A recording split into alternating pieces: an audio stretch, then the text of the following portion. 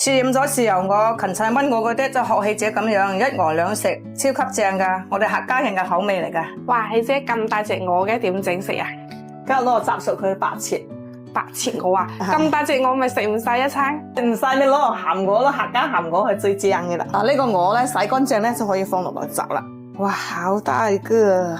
放啲胡椒佢個香啲，白胡椒吓，驚佢黐帶咧就放個隔籬咧就安全啲啦。咁掂住嘅就放心啊。呢個鵝咧放落之後咧就冚住蓋佢，大概咧係40分鐘多啲咁啊。中途反下面佢，令佢熟得均勻啲。嗱，加雜緊個鵝咧，我依家咧就做個剪料啦。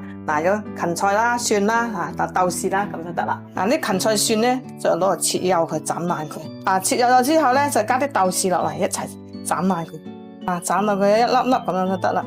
裝起嚟先。依家咧我就用個煲仔嚟煮一個剪料。煲仔熱咗咧就加啲油落嚟，多少少油冇問題嘅，要爆香啊！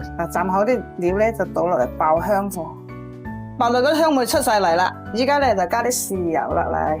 加少少蠔油，呢個醬汁啊連勻咧就係五香粉啦，加少少五香粉落嚟咧就唔同味嘅啦，嗰啲味道就上嚟嘅啦。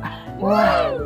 呢個剪料咧即係鞋帶都好食啊，剪鞋帶就係咁樣啦，煮出嚟咧就係咁香嘅啦。呢個鵝咧終於炸好啦，落個冰箱啲鵝咧你一定要浸耐啲嗱，篤下佢冇血水出就得噶啦。最後肉呢啲好容易篤落去嘅。依家咧就攞刀嚟斬就得啦。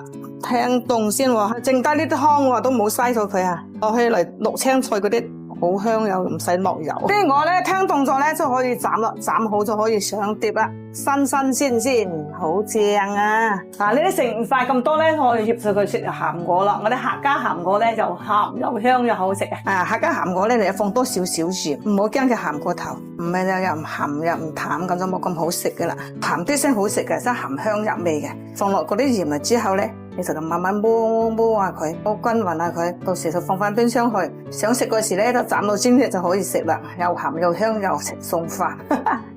喜歡喜姐點讚支持一下吧。